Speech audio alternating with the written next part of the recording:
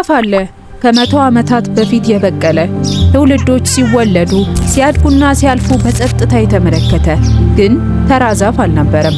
የሺያ ዛፍ ይባላል። አፍሪካ ለዓለም ያበረከተችው ድንቅ ስጦታ ነው። የቅቤ ታሪክ ብቻ ሳይሆን የሴቶች ታሪክ፣ የትዕግስት ታሪክና የውርስ ታሪክ ነው።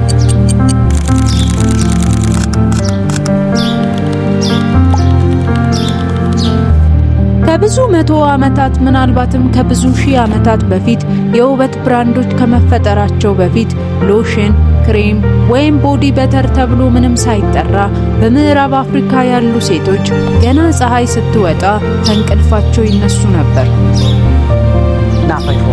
የሚያስገድዳቸው ሰው ስለነበር አይደለም፣ የሺያ ዛፍ ስጦታውን ስለሚቸራቸው። ከዛፉ ላይ የወደቁትን ፍሬዎች ብቻ ይሰበስቡ ነበር። ምክንያቱም ተፈጥሮን ያከብሩ ነበር። ዛፉ በራሱ ጊዜ የሰጠውን ስጦታ ብቻ ይቀበሉ ነበር። ለሌሎች እንደ ተራ ፍሬዎች ነበሩ፣ ግን ለነዚህ ሴቶች እነዚህ ፍሬዎች ሕይወት ነበሩ፣ ምግብ ነበሩ፣ መድኃኒት ነበሩ፣ የቤተሰብ ገቢም ነበሩ። ከዚያም ረጅም ጉዞ ይጀመራል። ፍሬዎቹ ይቀቀላሉ፣ ይደርቃሉ፣ በእጅ ይሰራሉ፣ ይጠበሳሉ፣ ይፈጫሉ። ከዚያም ለሰዓታት ምናልባትም ቀኑ ሙሉ ሴቶቹ እየተጫወቱ እየሳቁ ያንን ድብልቅ ያማስሉታል። እናም ቀስ በቀስ እንደ ተአምር ለስላሳ ክሬም የሚመስል የሺያ ቅቤ ይወጣል። ይህ በማሽን የተሰራ አይደለም፣ በሰው እጅ ጥበብ የተፈጠረ እንጂ። ለመሆኑ እነዚህ በምዕራብ አፍሪካ የሚኖሩ ሴቶች ይህን የሚያደርጉት ለምንድን ነው? የሺያ ዛፍ ፍሬ መስጠት የሚጀምረው ከ10 እስከ 20 ዓመት ሲሆን ከ100 ዓመታት በላይ ሊኖርና ፍሬ ሊሰጥ ይችላል። ስለዚህ የሺያ ቅቤ ዛሬ በዓለም አቀፍ ደረጃ በኮስሞቲክስ፣ በቆዳና በፀጉር እንክብካቤ ምርቶች ውስጥ በሰፊው ይቀመጣል።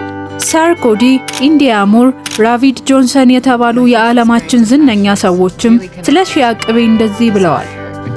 ቆዳን ለስላሳና ጤናማ ያደርጋል። ቆዳን ለማርጠብ እና ድርቅን ለመቀነስ ይጠቅማል። እናም በተፈጥሮ የተገኘ ስጦታ ስለሆነ ብዙ ሰዎች ይመርጡታል። ከመታጠብ በኋላ ቆዳ ጥቂት እርጥበት ሲኖረው መቀባት እርጥበቱን እንዲቆይ ያደርጋል። አዲስ ምርት ከሆነ ደግሞ መጀመሪያ በትንሽ የቆዳ ክፍል ላይ በመሞከር ለቆዳ የሚስማማ መሆኑን ያረጋግጡ። ሺያ ቅቤ ጠቃሚ ቢሆንም ለሁሉም የቆዳ ችግሮች መፍትሄ አይደለም።